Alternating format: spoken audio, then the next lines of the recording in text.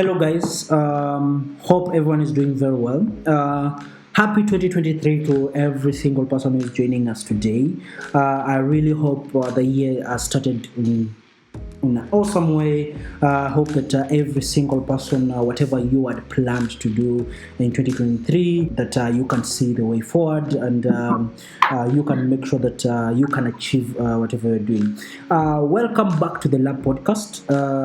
We are back in 2023 with a banger, specifically looking at the different topics that we had introduced last year with our key startup episode looking specifically under transnational organized crime. Through the period last month and this month, specifical organizations that are dealing on issues to do with transnational organized crime, we have had a lot of reports, we have had a lot of data that has been shared, specifically around East Africa and also the world, looking into what are the specific gaps, what are the specific engagements that are being done specifically under transnational organized crime, which are the specific organizations having different organizations coming in to help when you're talking about human trafficking, when you're talking about animal trafficking, when you're talking about plant trafficking, specifically when it comes to indigenous trees. But for us, as the Lab Podcast and Smart Talk Cafe, specifically looking at Stop Trafficking Me, we are looking into the human trafficking, specifically across East Africa, and it has been ups and downs, specifically when it comes to the specific data, how many people are being trafficked across East Africa and also to other parts of the world.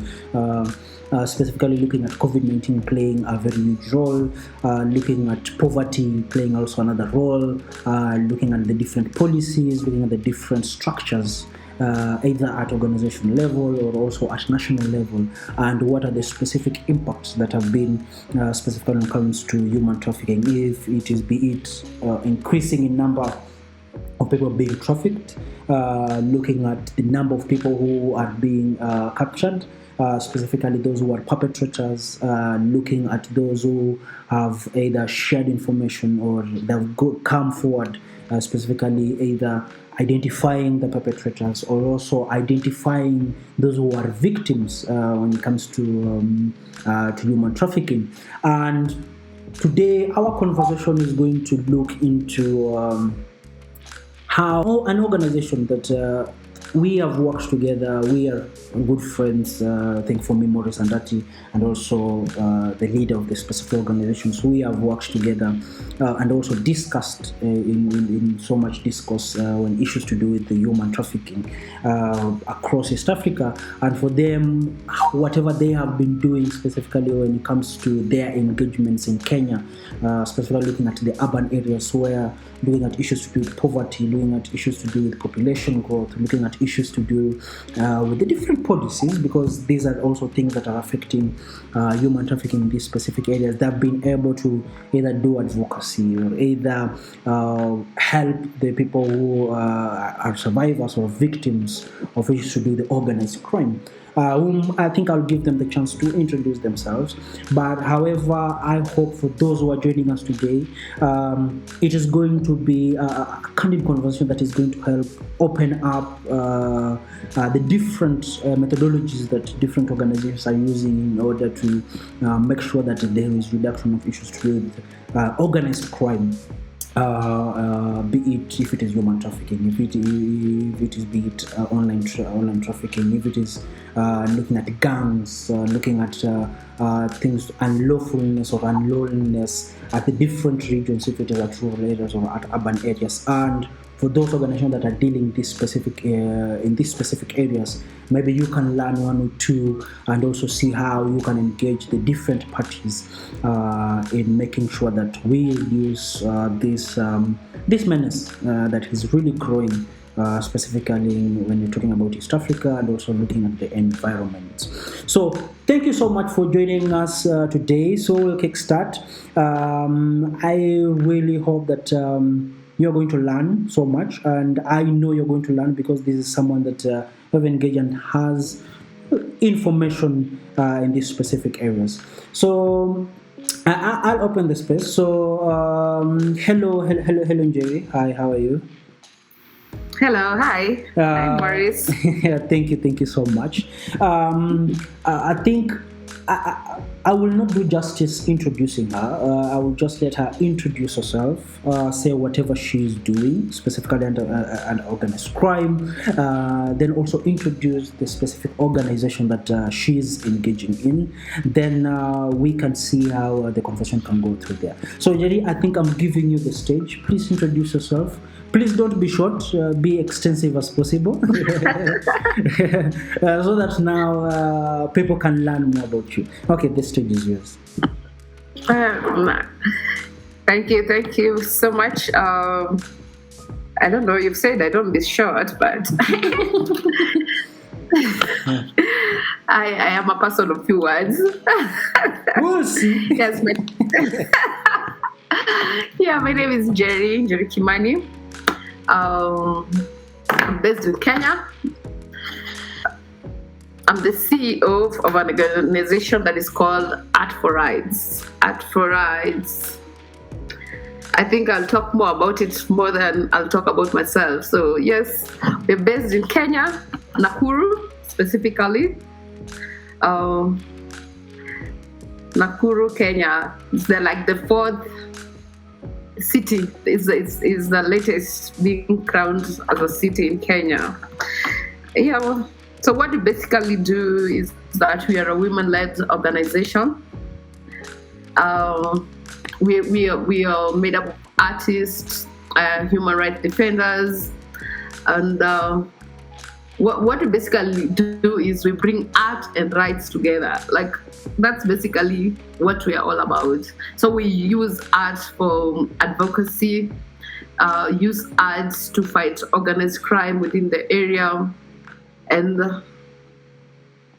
I can know there have been a lot of women being affected by crime.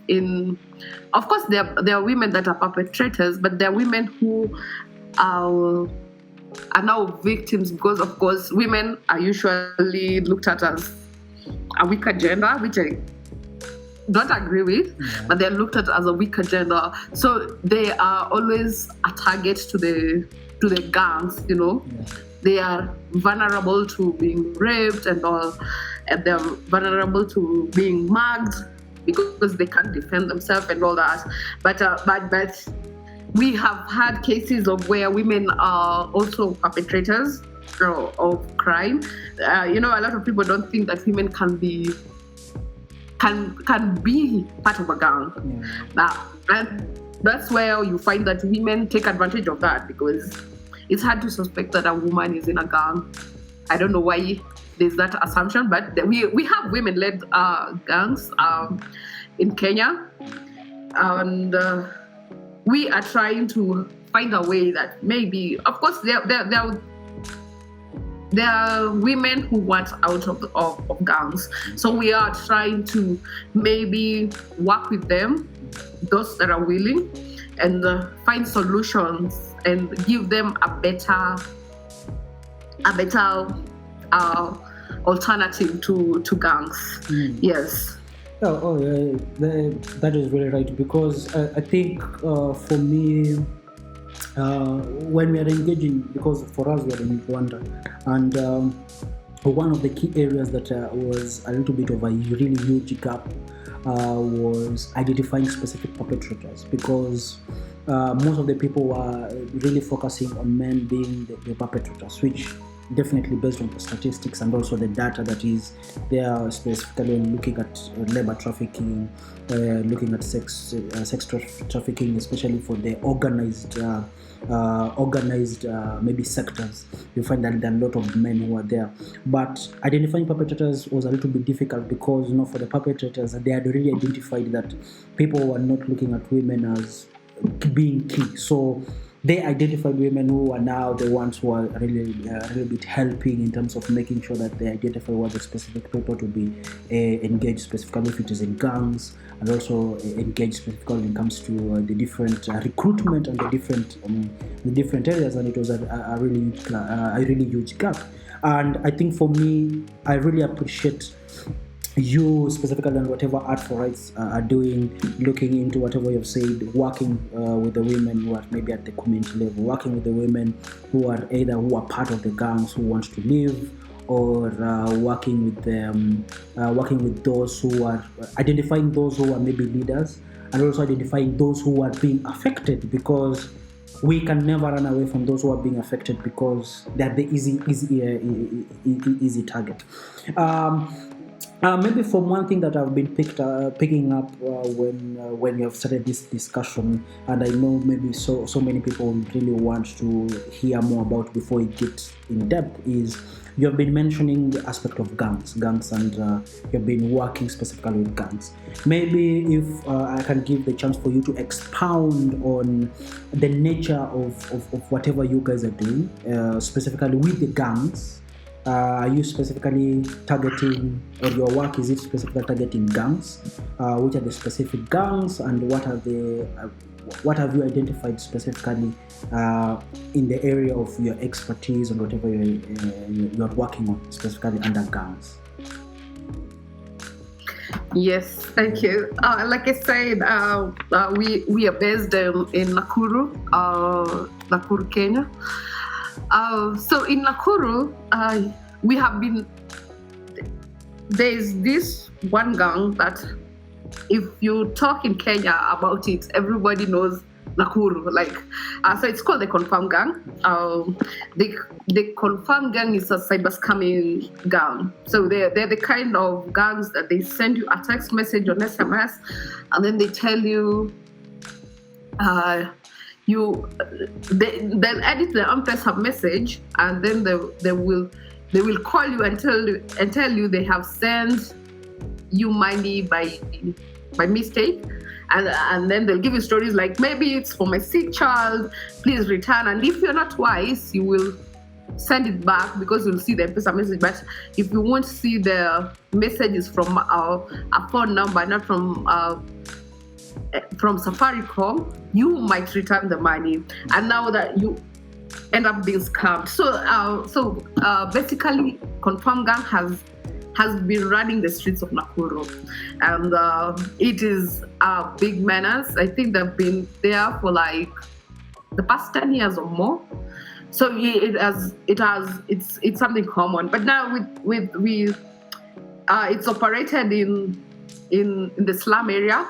In the areas of Kivumbini, Moreki, Kaptembwa, and those areas. Of course, with time, Kenyans have now known that these guys are scamming them, and now they know what they are clever, and they will not send the money back. So that has resulted to these guys now not having money, and they now went into other kind of crime. They went into mugging. They went into killing each other. Actually, I think the day on Monday, or I saw my friend post something on WhatsApp about our brother of his that is dead, and then later on I came to realize that he was killed by the gangs. And so people are losing lives, people are dying because of the gangs in Nakuru. So it's a menace. So that's what we've been working on. We have done a research on the confirmed gangs in Nakuru. We have done how it operates, what are the protocols.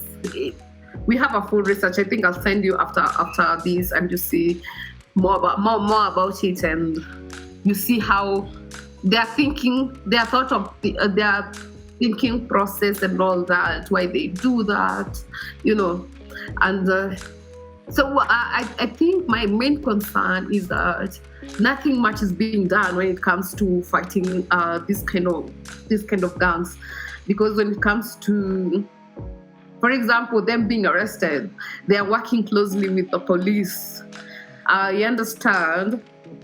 Allegedly, when a police or no CPD is sent to a station there, maybe Bodeli, they come with a lump sum of money, and they like bribe that police, so the police will allow them to operate as usual, and then they know if they are arrested, they'll be released within minutes.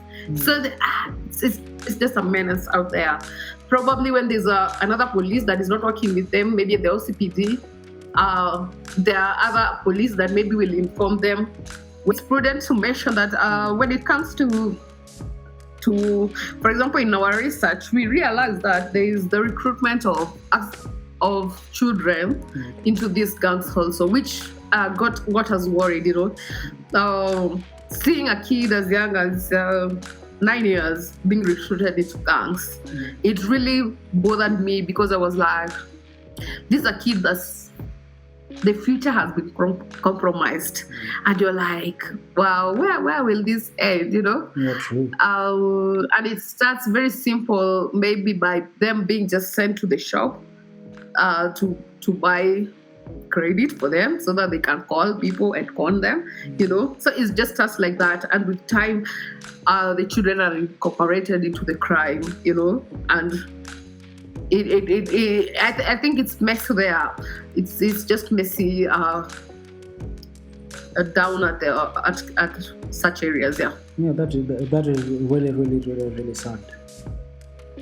Specifically in terms of engagement of children, and as you've just mentioned, starting at the lowest level, like just buying credits, and step by step, because maybe I don't know. I think maybe you would be able maybe to share is looking at sending someone to buy credit. Then there's a little bit of an incentive from that. Looking at and also looking at the culture, because there is something that I also identified, also the culture. If my elder or someone who is elder than me in a specific community tells me to go and buy something, I'll go to buy without thinking twice if it is going to be a problem or something of the sort. And if I go to buy to them, they give me maybe a sweet, they give me something small, then it is easier also for them to be recruited, which I think also people have not seen, or it hasn't hit people that those are the kind of recruitment tactics that are being used. Maybe just to go back and also see, because you've mentioned a couple of things. You've mentioned on issues to do with number one, the research, which I think for those who are joining us through the podcast, when she shares also the research, we're also going to share a link maybe to her website, or also a website where now you can go and also read through the research, if that is okay. Njeri, is that okay? Yes, it is. Yeah. Then another thing that you've also mentioned is issues to do with corruption, and how it is also playing a very huge role when it comes to development of these specific gangs, sustainability of these specific gangs, because they always say if you want things to work in the community, you need also to have the leadership in your pocket, or to have the leadership on your side, and either they can be through policy, having them having the right policies that are aligned towards whatever you want to achieve, or you have leaders, specific individuals, politicians who are on your side, and through this, then now you can have the resource, which is now finances, and also money. And I think maybe a question that I might really want to ask and also know is, what are the key root causes that are making these gangs crop up? Because there must be a root reason. Is it poverty? Is it the population? Is it availability of the specific resources? What are the specific root causes that you have identified that have made these specific gangs crop up and be strong to the point of they are able to bribe maybe people who are in the leadership space? I think one of the things I'll have to mention is this. Yeah. Why I feel that these gangs, this cycle will continue is one, because the kids are being recruited and they're growing into those gangs, so it will be a continuous process.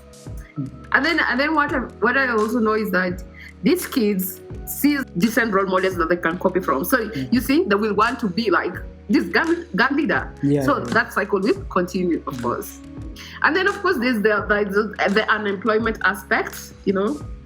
Yeah, I think a lot of youth are idle, which is also I don't see it as an excuse of having joining a gang as an alternative. But unemployment has played a really major role when it comes to gangs within the area.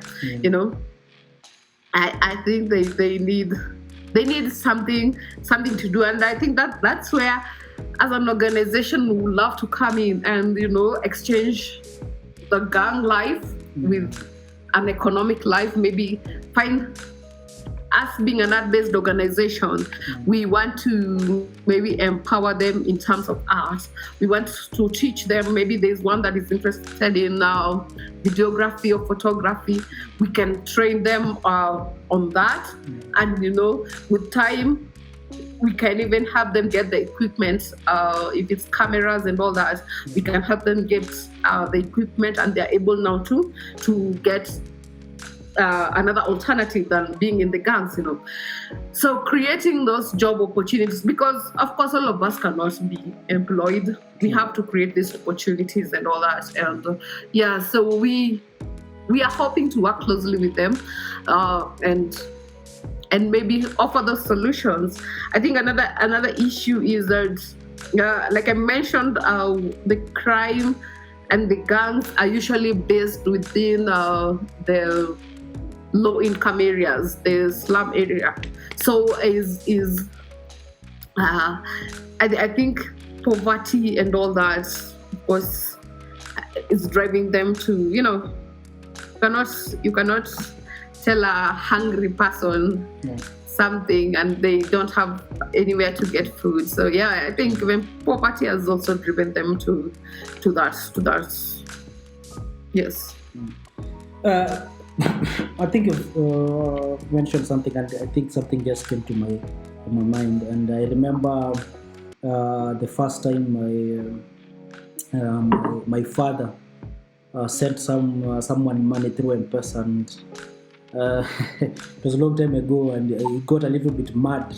And I think for us, long time ago, we used to say that people who are in prison who are the ones who are sending these specific messages, and when you send money, you're sending money to prisoners. And I think that it took a very long time. People used to think, and I think whatever made people also move away, or like when you get these specific messages, they're like, it is the person from what do you call it, from the prisons who are sending the specific message, so do not reply or something of the sort. And seeing that these are organized, because it is something that is organized. It's like an institution where we have the different hierarchies. We have how the money is moving in one way or another. And you see, it is already structured in a way that they have a fallback plan, where if the messages are not working, then this is another way we're going to do, because we have numbers, we have the young people with us. Then now we can send them to the community. And I think the aspect that you mentioned specifically of children taking these people as role models is also very key, because even for me as a young person, and also as a young man, I used to look at people, specifically if you had an individual in the community who was making a lot of money, and he didn't have to wear suits every single day to go to an office, but this guy was making a lot of money. So you get intrigued, like how are you doing this? And it made it easier for, I can say, some of my friends to also get into that.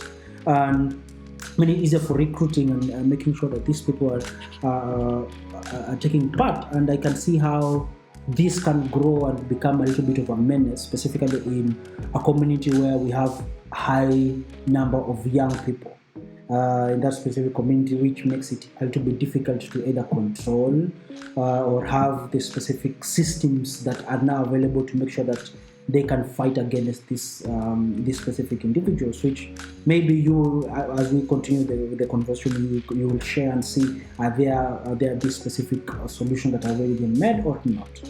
But I think something that I also wanted also to maybe also add a little bit on was one thing that I've come to realize specifically when we are engaging in under organized crime is those who are maybe survivors for maybe me, let me talk about when talking about human trafficking.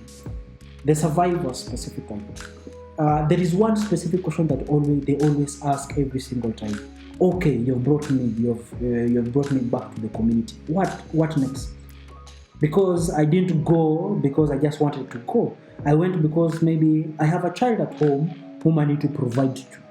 I have a family at home who are totally dependent on me. And you can see also that specific thing is also moving when we are talking about the gangs that you're talking about, the urban organized crime gangs. And you can see on issues to do with unemployment, issues to do with the economic situations that people are going through. And you can see for organizations that are dealing in maybe rehabilitation of these specific people, if you do not have a sustainable model when it comes to helping these specific individuals, they might go back. They might go back to these specific gangs, because if you do not show them where they're able to get the specific fish and how they can get that and how they can do fishing and where they can sell that specific fish, it's easier for them to go a place where they can get that money very fast. And yes. I can say, and I can see you have mentioned so much of it and how it is related in this specific gangs. And I think for something that before I go to whatever you the specific or whatever you are specific dealing in the organization with either survivors or either people who are part of either people who are going to maybe to join the specific gangs, what has been the impact of these specific gangs in these specific communities, specifically at a social level and also at an economic level? How has this been impactful specifically at community? Has it been bad at people? Because there are some places where people accept gangs, especially when you're talking about in communities either in South America, in Congo, where these specific gangs play a really huge role when it comes to the development of communities. When you're talking about cocaine, we're talking about heroin, where these places are coming from, you see, the communities love them and they want them to be there because of the positive economic impact, now overseeing the negative impacts. Maybe the question that I will ask now for you, because you're dealing now with the gangs in Nakuru, what has been the impact at community, at a social and economic level?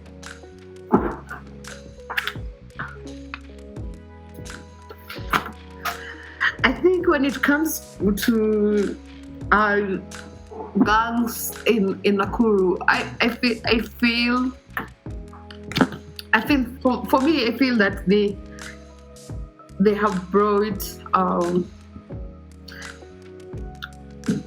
they have really messed up with Nakuru and all that, because like I said, they started as a cyber scamming gang, and now Kenyans realizing what is happening, they no longer send them cash. Of course, there are few who still fall to that, but now so this gang was forced to now move from just being normal gangs who are just not harming people. Actually, when you visit some area, I visited one area called Kibumbini, and you find the young guys just seated. There are those that are customer care, they're the ones calling, then they, like it's a whole syndicate. Like about 15, 20 people just seated in an area.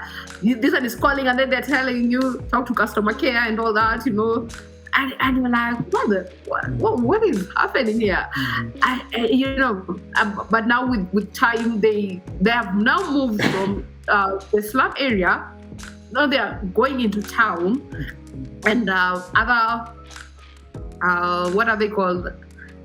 Other areas that are not the slum area. Now they are going to what is that name? Urban areas. The middle class area and all that. Now, and of course, parts like Milimani where the rich stays. Now they are being mugged every day.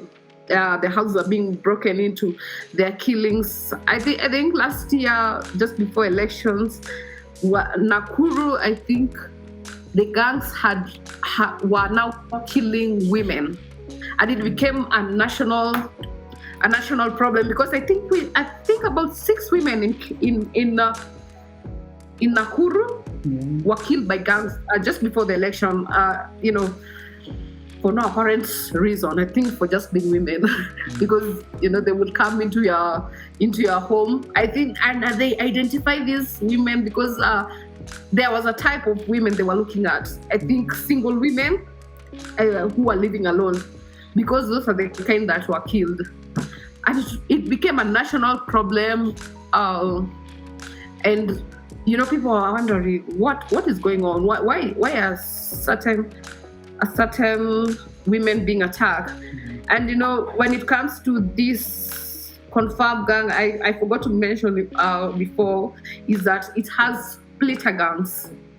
It has other gangs from the main gang. The confirmed gang is the main one, and then there are some who are separated. There's like the WTZ. There's one called Boston. There are like 10 other gangs, from the main confirmed gangs. Actually, right now, I always get angry, because every time something happens in Nakuru, the police will say confirmed gang. The police have not looked at these splitter gangs, because they're terrorizing people so bad. Actually, the confirmed gang is a bit quiet, right now, because I think then they had focused so much on cyber crime. They didn't look at other kind of crimes, and that name is it dissolved when they were those splitter gangs, and those splitter gangs are more dangerous. And the times come, maybe they fight each other. Oh. So in the middle of them fighting each other, what is that? Maybe in Boston are fighting, people are injured there. Normal citizens are just found in that. One day we are at a burial in a place called South Cemetery in Nakuru, of a friend of ours who had passed on. On the grave, and then all of a sudden, these young guys, they come with motorbikes. They are high like hell, they've used the jet fuel. They are high. We had to rush and let's get out of here, because apparently the gangs had fought. Both gangs had lost a member, and now they were coming that day to bury their people. And after that, they were supposed to fight. It was so hectic. And then I asked my friend Boboy, my co-founder, I asked him, what's going on? Then he told me the story, and I'm like, and then the problem was that you see these people that are coming in, there were ladies, a lot of ladies. Young ladies. My heart broke, They were very young boys. Barely 20. If they have gone 21 years, and below. So they are the ones who are in these gangs, and they are here now to fight. Of course, you're like, what kind of lifestyle is this? So I feel like it's a bit hectic. To be sincere, me being in Nakuru and in the space that I am in, of course, we've done documentaries, and I have been aired, and it kind of scares me. Like, am I safe? Am I safe here? Did they see the documentary? You have that fear. And to mention, after we did the first documentary, I think a few months later, 2 of my members from Art for Rights were attacked. So you're like, is it even safe here? Yeah, is it safe? They were attacked. They even have scars in their face. So it's a bit scary just being in Nakuru for me. So it's really bad. It's a really bad situation for me. Yeah, it is really sad, and I'm also, my apologies. Maybe I'm sorry for how it has also impacted also the organization and those who are also dealing in the organization. But you can see how it is negatively affecting that specific community, and it is something that is also growing, because I think when you mentioned on how they were killing young women, I think I remember I saw a story of a lady who came from, I don't know if it was in US or in Europe, and she had come at home. She had gotten a house for the family, a new house. She was a single. She was just alone. She didn't have a husband or something. She was living with, I think, the younger brother or sister. And then the guys came to the house, killed her. Then when the brother was coming into the house, he met the people who had killed, I think it was his sister, on the way. When he was coming in, they were going out, but he didn't know. By the time he was getting into the house, he found that they had killed her. Then they had put, I think, the mattress on top of the lady. And these are the kind of stories that are really, really sad, and you can see the specific impact when it comes to these specific communities. And it is something that either so many people know, or you might find so many people don't know, or others will just think like it is just another story that people are just giving, either to make a story become a little bit bigger or nothing else. And it also reflects on whatever is happening right now. I think it is, I don't know if it is I think it is in the central part of Kenya, where we have started seeing gangs going and raping older women and killing older women, and they're not stealing anything. And they were, I think I was watching the news, and I came to realize they were saying that it has been something that has been consistent, and they're only targeting older women, raping them, killing them. And it is not only one person, it's becoming a gang, and it is growing slowly by slowly. And you can see by the time the police or these other people are coming in, either to take it now as a serious thing, it has become a little bit of a big problem. Seeing these people coming even to a funeral, as we are saying, and they're in big, huge numbers, and they're young ladies and young men, and they have that audacity to come and be out. It means the gang has already been big, and you had already said the structure is there until they're being trained on how to do customer care. It reminds me of the Indian cartels. You know the Indian cartels, the one that they send emails.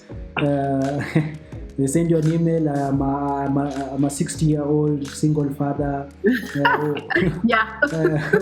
who has 60 million in the account but cannot release it. Or you have a virus in your laptop, and for you to remove the virus, you need to send us some money for us to remove the virus. So you can see the kind of structures that these specific gangs have, and the kind of impact that they're having in these specific communities. And as you had mentioned, because now you have introduced how the organization came to be and the gaps that you guys saw, and how it made you now you got into organized crime, and how you help these people. And one of the unique areas that you guys are engaging in specifically when it comes to art, and we know the role of art specifically when it comes to young people, and how it plays a very huge role in different areas. And maybe whatever I'm going to ask, maybe for you to expound a little bit more, is how did you get to now art as a specific tool that you can use in terms of the different engagements that you're using, and how are you using that specific art? So how did you get to art, and how are you using it as one of the tools in terms of reduction of organized crime in Nakuru? How did it come to Art. to art? Yes. Yeah. So personally, I believe that this young generation is a generation that I don't know if I should call them. It's a generation that cannot sit down for a whole lecture, and listen on something on, the maybe his rights, like a lecture. We don't. I feel like we don't have that. Let me remove myself from that category. But, like I personally, I don't read a lot, but I will go for maybe a concert, maybe by one of the poets. I love poetry personally, and I would listen to maybe a poet. My favorite is Mufasa, I have to mention. Mufasa! Yeah, and maybe when you listen to their kind of poetry, it provokes you, it angers you, it makes you say, this is the change I want. It brings down the whole, it narrows down the whole thing. When maybe they're talking about corruption in Kenya, it will bring it down in a simpler way, and it will make you react, to that. For me, that is better than going to a public lecture and being told, 10 million was stolen, like such things. So I feel like art is a really powerful tool, one, and it brings the message home quicker for me. Plays, things like having a play, bringing down that whole story on gangs, and through a play will be more magical. Maybe we go to the slum area in Nakuru, stage a flash mob. Is it called a flash mob? Yeah. You stage there for like 5 minutes, flash mob, and then people will get like, oh, this, sometimes it's an eye opening for me. Yeah. So that's why I felt like art is a better way of bringing the story, and I felt that also once you train the people. We are looking at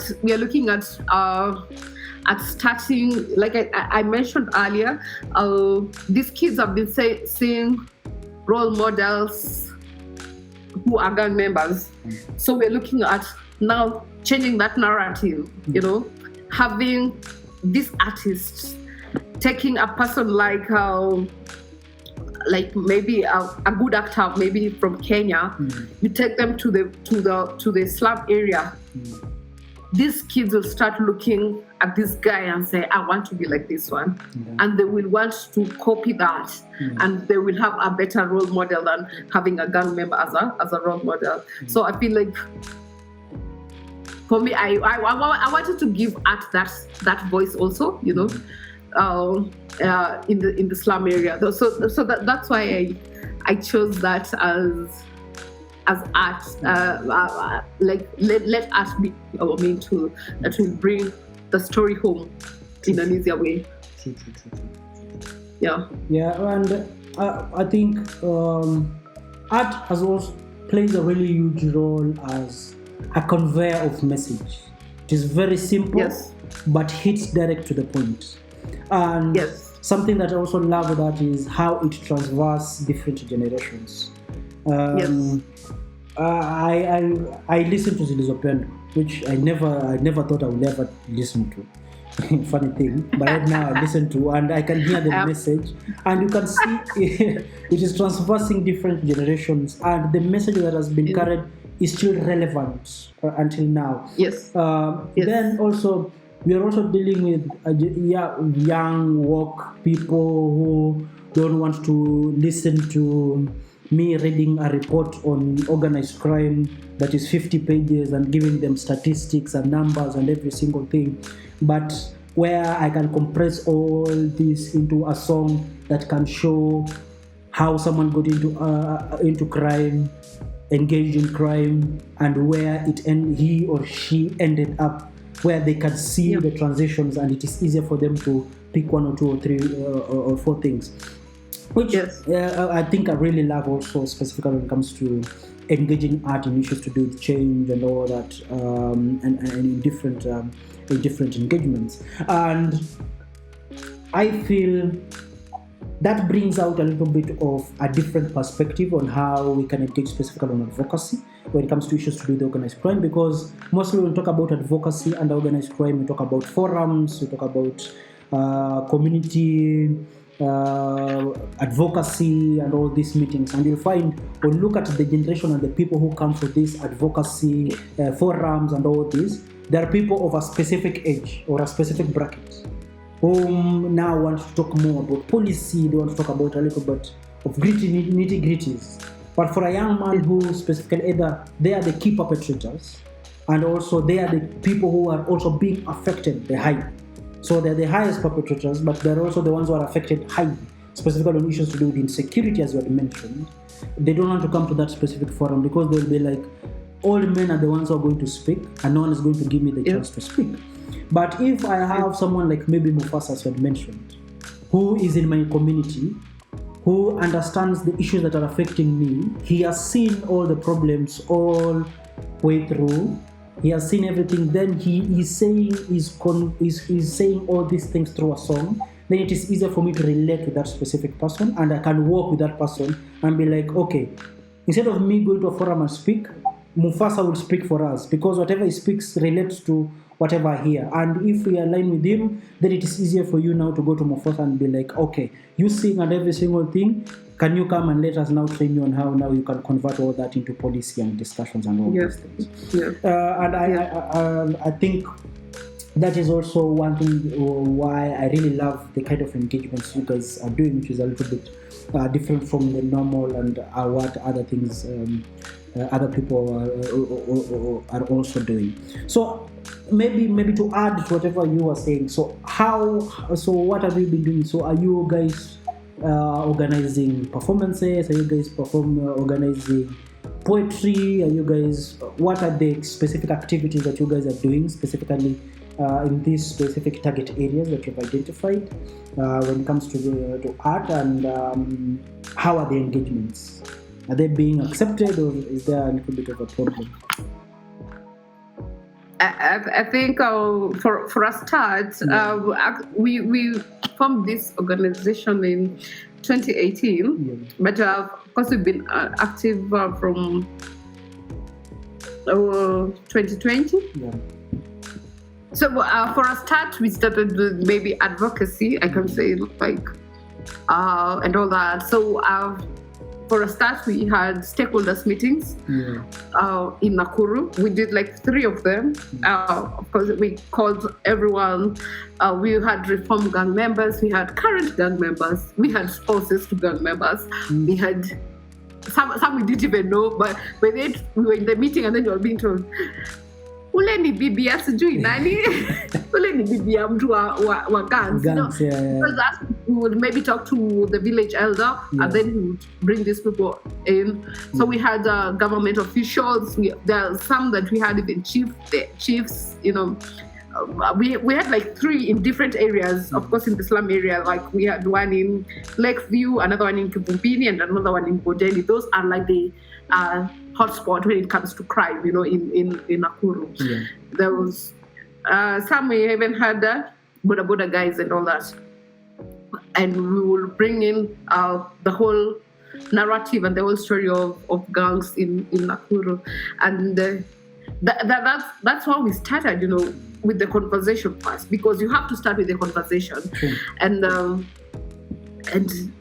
we did that. After that, we did the report that I was talking about. Yeah. It's named it's called Unmasking the Confirmed Gang. Now it's you talk about what is now going on, and that now came as a result of all these meetings, what is going on, doing interviews and all that. You go to the focus group discussion, the key informants interviews and all that, and you get deep information about the confirmed gangs. And we did that. When it also came to advocacy, we did 2 documentaries that are on YouTube. Still, one was on the gangs, and this one we had a gang member, current, but apparently I was talking to him the other day. He has opted out of gangs. Okay. We are looking at how we will help him, because he needs an alternative. He actually was calling me and telling me, I've left gang, but I don't have an alternative. So he has left gangs. Okay. There was former gang members also there. There were, them just sharing the story of how it goes on. By the way, if you watch it, you will see how they do it. Yeah. And because that guy explains how they do it. And anyway, we've also done, he calls somebody and we acted it out of how he does it and all that. So there's that. So, and then of course the other one we did was on victims, because rarely people talk about victims of gang violence and all that. So we did that. And at the end of not last year, the other year, we did a concert with at Nairobi, Kenya National Theatre. And so it was on unmasking the gang, and the artists were talking about what they were talking about organized crime in Kenya and all that. It was a very nice meeting, and bringing the topic. People rarely talk about gangs and organized crime and all that, but I wanted it to open up that conversation and all that. This last year, we were looking at now what we will do to probably help these people out of gangs, and what now? Because for me, I felt like we have done the advocacy part, we have created awareness and all that, and now I was talking to one of our funders, and I was telling them, I now need to bring solutions. You need to bring solution. You need to have you cannot just continue talking about crime without having a solution. So I told them, they asked me what I want to do. I told them now I want now to give them soft skills. Art-based soft skill, of course. I want now to start training them, and I'm looking at maybe placing reformed gang members into organizations that will train them with something that is interesting them. If there's one who has maybe he's an artist, a music artist, can even be trained on vocals and all that, and at the end of it we record an album for them, and that can be their selling point. They can start from there, sell this whatever, and now brand them into the artists that they want to be. So those are the kind of engagement I am looking at this year. Yes, and maybe also, like I mentioned, I want to venture into schools in those areas. So you go have art clubs in schools. Yeah, that would be really nice. Yes, you take all those artists. You know me, I tell artists in Nakuru and even in Nairobi. You know me, I will one day use you guys. Because you cannot see a generation getting lost for thing. I tell them, I'll use you. I'll take you to Nakuru, and then we'll go and these kids, they need people like you. They need people to mentor them. Yeah, so I'm looking at having some art clubs in the some specific schools, just engaging these kids in better things. Yes. That is really, really awesome. For those who are joining us, and number one, you are an artist and you want to look for a way how you can help in one way or another. Train. You have a studio somewhere where you can maybe have a discussion and a collaboration with Art for Rights, where we can have these people record so that they can also see they're calling themselves talented. They can see what is the potential. We don't know. We can have another Steve-O Simple Boy coming out of Nakuru. Pop up. Yeah. Never know. Yeah. We can have another one. So, for me is the vision that you guys are having is not only just looking into identifying this problem and sticking on this is the problem and making a lot of noise around the specific problem. Is okay, this is the specific problem.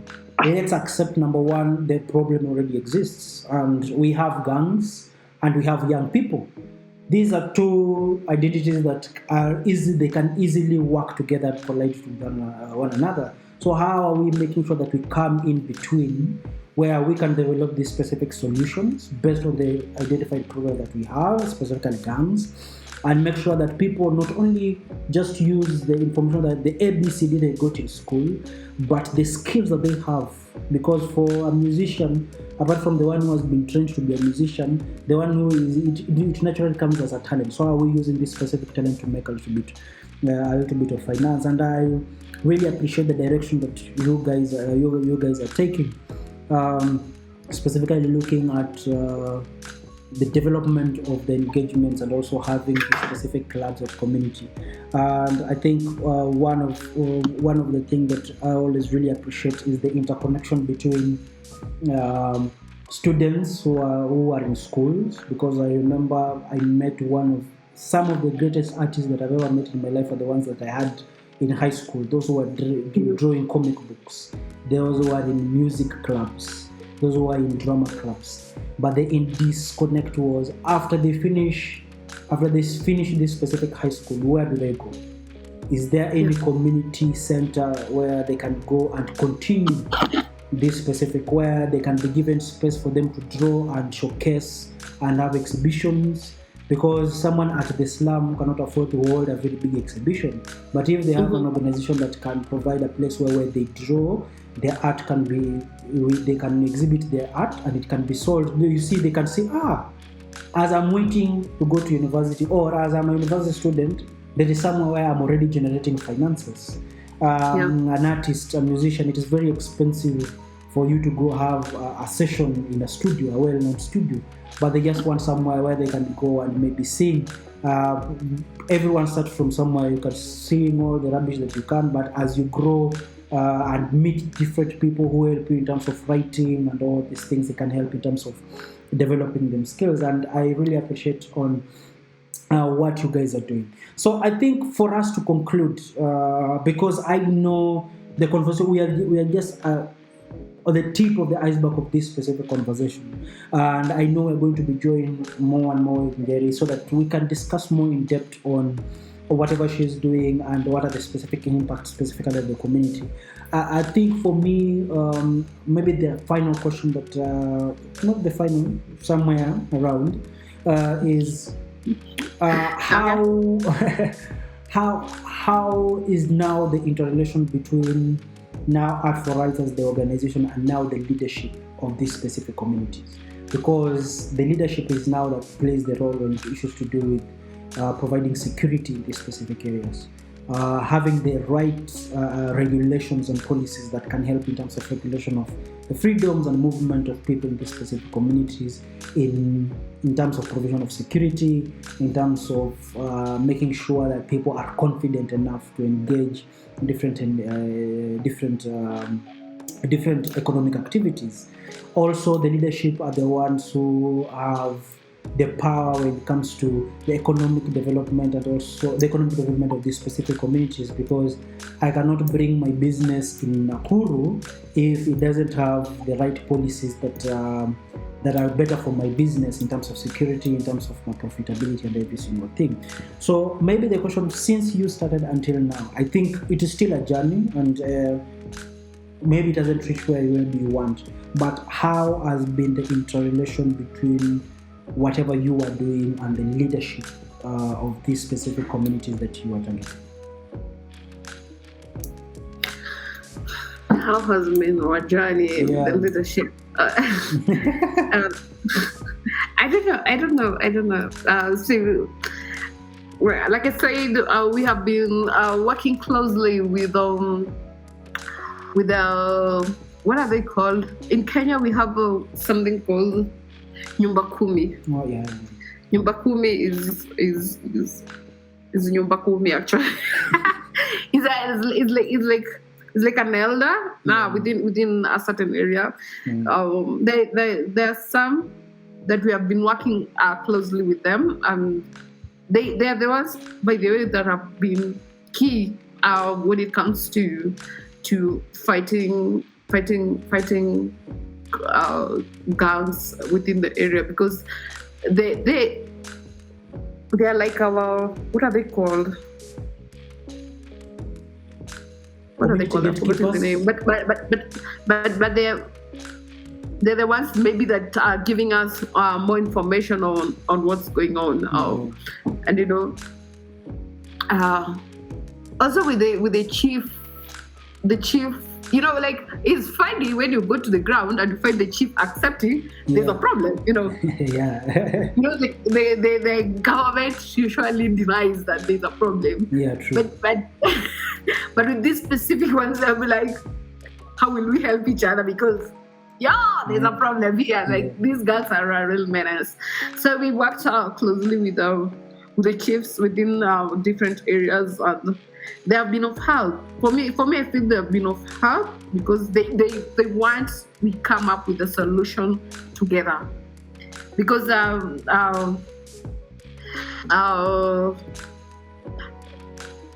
because I think they feel sometimes their hands are tied, when it comes to fighting crime as the chief. Because, like I mentioned, the police are working closely with the gangs, So for the chief, of course, when he goes there and then find the police, there's a block there, But one thing I forgot to mention, which I think is key when it comes to fighting organized crime, is the role of politicians when it comes to these gangs, Politicians they enhance. They're the ones. Hey, because of those ones. Hey, they don't know how we'll even deal with them, because when it comes to gangs and politicians, politicians are their biggest supporters. Their biggest supporters, because a politician has to be aligned with a certain gang. I don't know who approached the other. I don't know if it's the gang who approached the politician, or the politician approached the gang. But I kid you not. I don't know if it's in Kenya alone, but if you decide, let me find out about this politician, I can assure you, 99% they have a gang. They have a group of gang that they are funding, So when it comes to, it becomes a bit hard even for any security agent to fight these gangs, They're funded by the politician, they're supported by the politician. Of course, I can't say all the police are bad. I can't say all politicians are bad. There are some that want this to end, but there's the issue of corruption and fighting gangs. So it just becomes a menace. But for me, I can say that we haven't been on the ground a lot, but I think we have some elements of security agents that are willing to fight this vice in the community. Yes. Yeah, because you remind me, I think there was a time, I think it was last year, where we met in Kenya, and one of the things that we were discussing specifically when it comes to why is it that organized crime increases when we are moving towards elections, and one of the things that we identified was the interconnection between the politicians and the finances and resources that are being given specifically to these gangs, either to protect or to be the ones who are going to do the bidding of the specific politician. And that plays a very huge role when it comes to gang development and also eradication of gangs, because if they have someone who is already in the leadership space, if they have someone who can remove them from any specific problem, the person that you want to create policies and regulations for you is the one who's funding these specific gangs, then you'll see the gang is going to be a little bit open to do whatever they want to do because they know they are already secure, making it a little bit also difficult for the specific organization that are trying to help eradication of these gangs. Because I'll give an example. You met me and I'm a part of a gang that is being maybe given money by a politician and it is being protected by a politician, and I'm a member and I've been benefiting from this specific gang, and you're trying to convince me that I should leave that gang and you are going to provide me the necessary resources that I've been getting through this gang, specifically that is being sponsored by this politician. It is going to be very difficult for me to accept, and you have to prove beyond reasonable doubt that you are going to sustain the kind of lifestyle and whatever the resources that I was getting from this gang, bring it a little bit of a problem in one way or another. I think we are coming to the end of today's discussion, and maybe I can ask Njeri, is there something else that you wish to add, or what are your last maybe remarks specifically in terms of gangs and the development of gangs in Nakuru and whatever you are doing?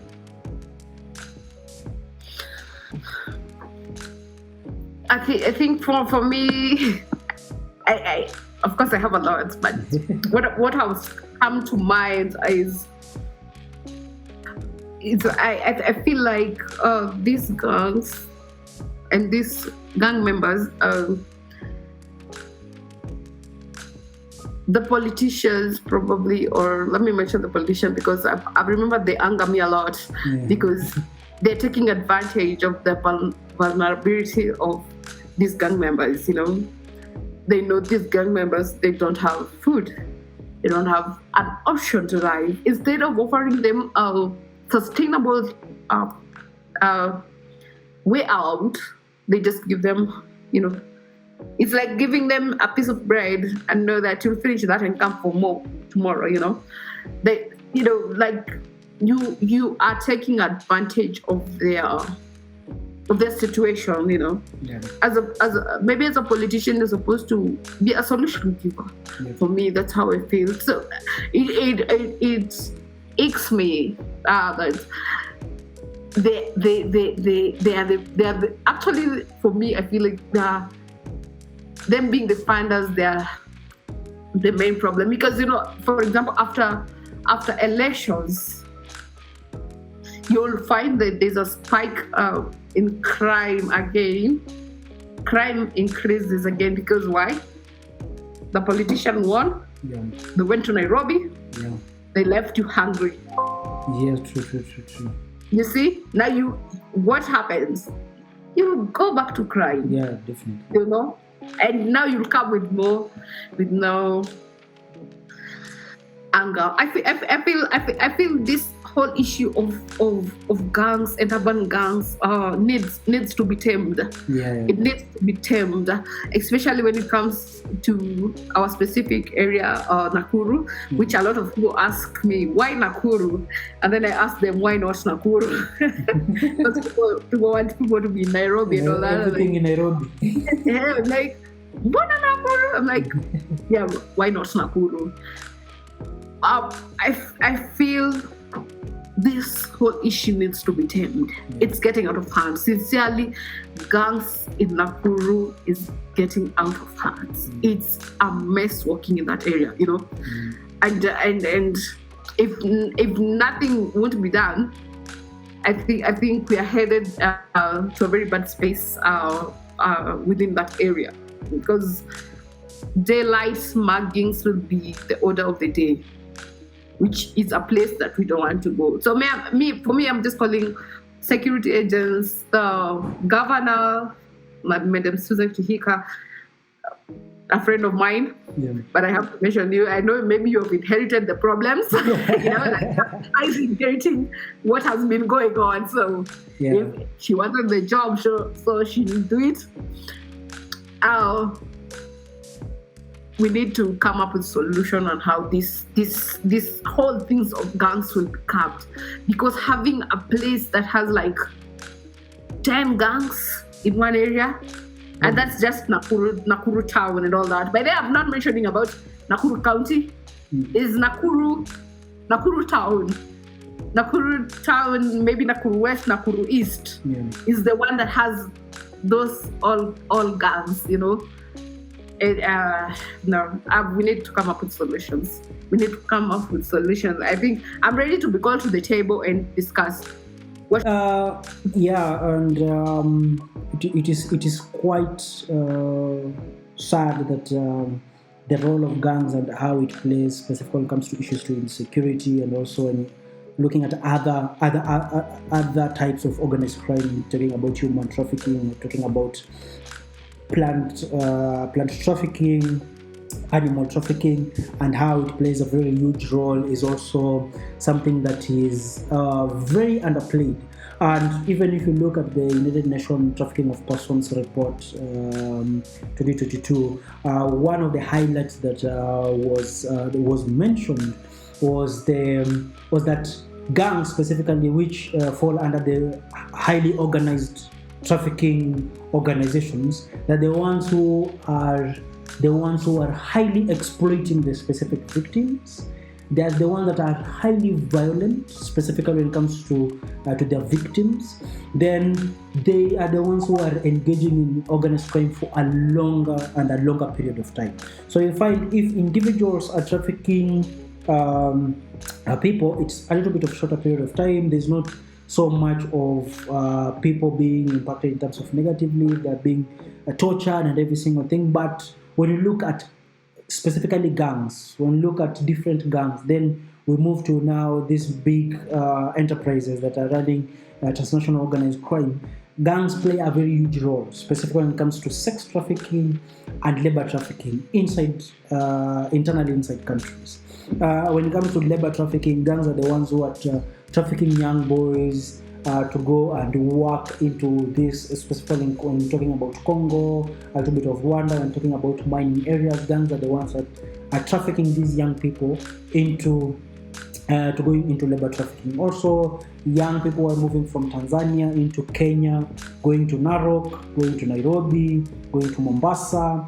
You find that they have found that these specific gangs that are trafficking these specific people, number one, it's very difficult for you to identify who is the perpetrator, because it is structured.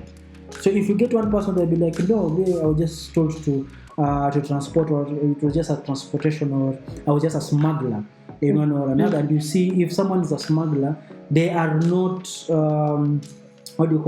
they are not they're not identified in terms of law as traffickers. They're just smugglers. They just helped this person move, but they didn't know where this person was going. So you find it is a little bit different. And you see, the gangs have identified these specific loopholes and are using it in terms of making sure that their activities are not captured. You'll also find, like, for example, whatever you're saying, and one of the specific identifiers when it comes to trafficking that was new, and I think it was about 40% was trafficking of persons to engage in criminal activities. So you see, you'll traffic someone to come to Nakuru so that now they can engage in these specific activities. They're the ones who are calling people, they're in the call centers. They're the ones who are now mugging people in communities, because they always say it is very difficult for a thief to go and steal in his own community. So you find they've already identified these specific loopholes and are using them in terms of making sure that they are increasing their engagement in organized crime. So thank you, everyone, for joining us today. I really hope that this conversation has a little bit opened up your eyes and seeing the different things that are being done when it comes to organized crime, specifically in relation to gangs, and how the different organizations, specifically Art for Rights, is using art as a tool for, number one, advocacy, number two, to bring their specific solutions when it comes to eradication of gang-related organized crime activities. For you to get more information and also get more information specifically in whatever they are engaging in. I think in all social media platforms, is it Art for Rights or is it different, Njeri, in different platforms? Yeah. So you can follow us on Twitter. Art for Rights. Yeah. Art for Rights. Number 4. Yeah. So there's Art and then there's 4 Rights Kenya. That's on Twitter and Instagram. For Rights Kenya, with the phone number, not FOR. Yeah. And then there's on Facebook is at Art for Rights. Okay. Yes. We also have our website, www.artforrights. The same with the 4 org. Yes, you can find all the information there, even for the report that I said we wrote, and then you can find also the videos. I've posted the links over there. You just find our work there. Okay. Thank you so much. So everyone who is joining us, that's where you can get any information you need to know about Art for Rights if you want to engage with them in different avenues. And we, as the Lab Podcast, really appreciate if you can come in, look for ways in which there is collaboration, look for ways in which if maybe part of the solution that she has said they're trying to align themselves towards, if you can come in and also help in how their solution can be realized, then it is going to be something that is really quite important, so that we can make sure that we reduce issues to do with organized crime. For us and for the podcast, through the comments, please share maybe in specific communities, are there specific organizations that are dealing on issues to do with organized crime. If maybe you want to reach out to Njeri and have questions, you can get it through the social media, which we can share with her, that we can discuss as well, because this conversation is not only ending here. We're going to have more conversation specifically on issues to do with whatever they are doing when it comes to gang related organized crime across Kenya, which she can answer in the next podcast, and also she can also answer through the different platforms that the podcast is going to be shared. So for us on the social media, Facebook, Smart Talk Cafe, Instagram we have Smart Talk Cafe, and then we also have the Lab Podcast. From all podcast platforms, Spotify, Google Podcasts, all those specific platforms. It is the Lab Podcast by Maurice Andati. You can find us there, you can listen in, and you can share more on what you think are the steps that can be done in order to reduce issues to do with organized crime. Thank you so much for joining us. I hope you're having a wonderful evening or having a wonderful morning. depending on where you're joining us from. And have a beautiful week. Thank you. Kudos. Thank you.